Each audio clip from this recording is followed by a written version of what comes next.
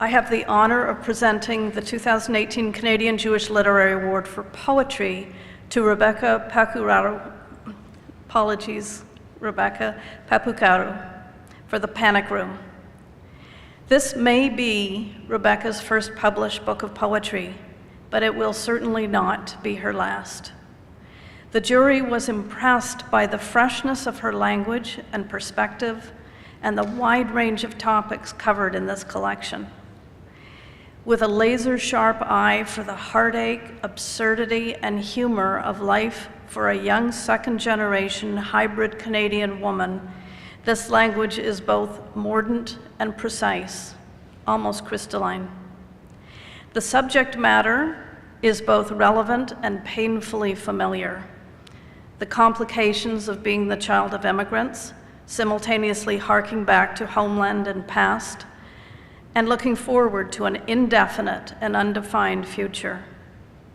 Navigating the intricacies of family relationships, the search for identity, the always fraught issue, especially for women, of body image, the minefields of gender and sex.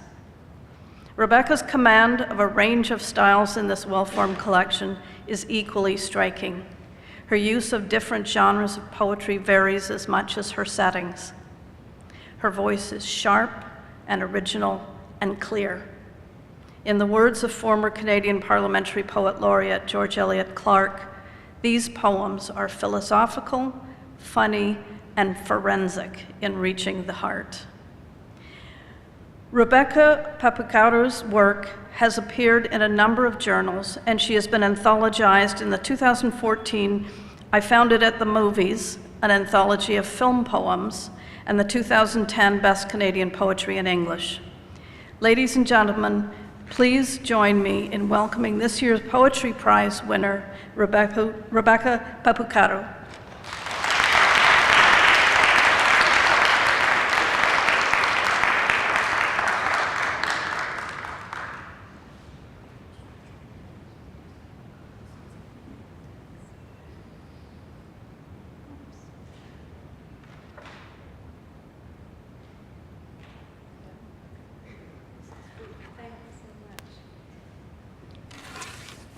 Thank you. Thank you very much. I'd like to thank everyone here at the Canadian Jewish Literary Awards, the organizers, the jury, the attendees, my fellow winners. It feels great to say that.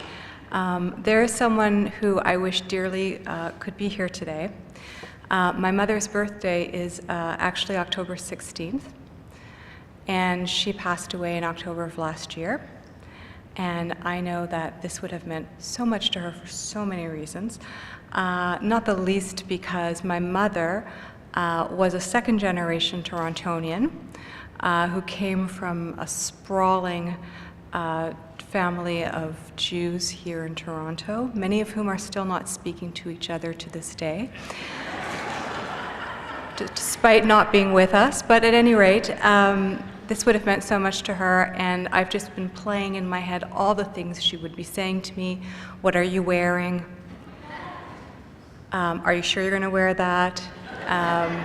Send me photos, and don't forget to wear under-eye concealer, because otherwise you'll look like you spent the night in an opium den, which you can actually see from the unretouched photo there. She was not wrong about that.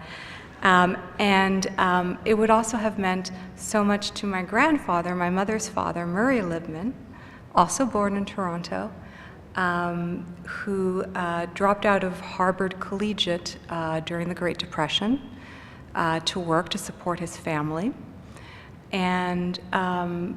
but was a great lover of writers and books, and I was so fortunate to inherit so many of his books after he died.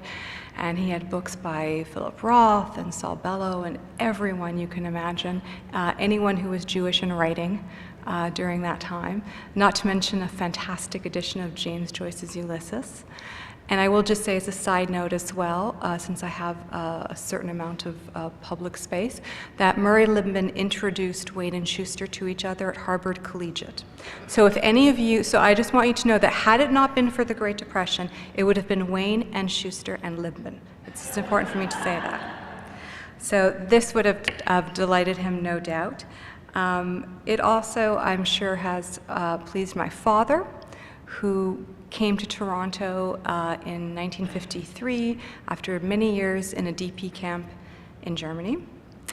I should also say I feel terribly guilty for forcing the name Păpacaru on everyone because it's not on my birth certificate. My father's father from Romania as well changed the name, changed our family name to Schwartz when they arrived in Germany after Romania. And when my aunt told me that, and no offense to anyone with the family name Schwartz, but I never liked it, not least because I grew up in Montreal, and so everyone would ask me, those of you who know Montreal, if I was in any way connected with smoked meat. And I'm not. And I'm a vegetarian, so it was this very awkward conversation. I've never been crazy about the name Schwartz, and again, I apologize for anyone who has that name. When my aunt told me that our actual family name was Păpacaru, I could not have been more thrilled to have such a bizarre name, and I wanted to preserve it in some form. So this is how I have done it. I'm sure there were so many other things that I wanted to say that I scribbled on the back of this program as I was listening attentively, of course, to everyone else. I wanted to, again, just thank the awards, the jury. The wonderful comments inside this pamphlet are going to stay with me in that I intend to keep it.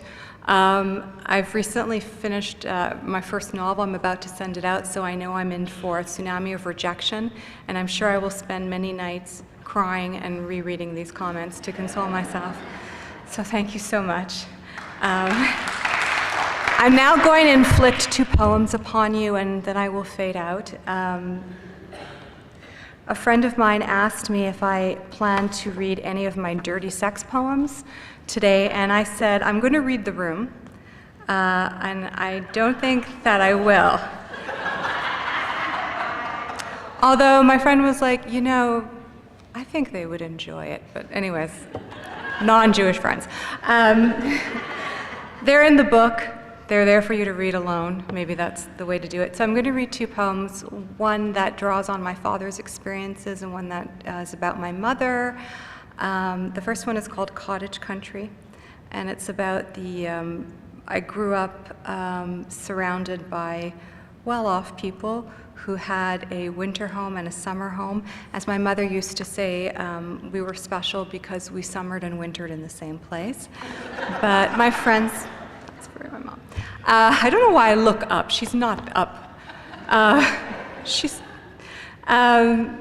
So I was often invited to go to their country homes in the Laurentian. So this is based on that. It's called Cottage Country. Papa sends me to cottage country with 6 new toothbrushes. Himself 13 when first furnished with one at a DP camp in Germany run by Jewish Relief. Prepubescent, I was yet to break a bone, my body still cushioned by puppy fat. Not a single scar or cavity, my teeth were an affront to evil, my smile whiter than that of any Pepsodent twin. Freshly minted, integral, I didn't know how to ski, or the names of trees, Latin or vulgar. I stayed indoors alone reading comics, wary of avalanches, of sitting too close to the hearth and singeing my lashes off. I lost at Scrabble, was shy at the table. My friends' parents called me antisocial. Nothing more was ever asked of me than my presence, much less the art of dinner table conversation. Back home, I surveyed my congregation of 1, with a third eye daubed on my brow, feet reaching for the ground, my elbows on the table. While I ate, Papa recalled the woods beyond the camp. One time, he came upon a skating party. He couldn't believe his luck. Food, blankets, and boots worn, but fur-lined. He can still taste their wine. Before I read the next poem, I also want to thank Nightwood Editions for submitting my book for this, and also my editor, Amber McMillan. She was just fantastic to work with, and I couldn't thank her enough. The next poem, usually I have to explain Passover and Eliyahu and all that business, but luckily I don't really have to do that, I'm assuming, so I can just skip the little explanation and go right to the poem. It's called Inauguration, Part 1. I didn't want you to live in a world without wonder, Mother said by way of excuse. Every spring I'd asked, was it you? Then tell me the truth.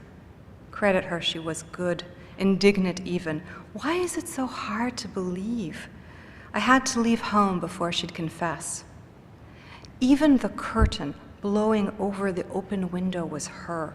Certainly the door slamming shut, the nibbled corner of the matzah she'd shown me before as she placed it on his plate, the wine in the silver-plated goblet from Montreal, Judaica. Look at it, drained. What more did I need? Faith, I asked. Herself, she gave. After the last Seder, rinsing out tinfoil for reuse, she spoke of her first date with Father, how just before curtain he'd leaned over a kiss and plucked her gold-plated earrings off, Elijah seizing Jezebel's tribute to Baal. Her timing was as good as her word. Talk to her, says the nurse. She can still hear, I swear. This can't be my life.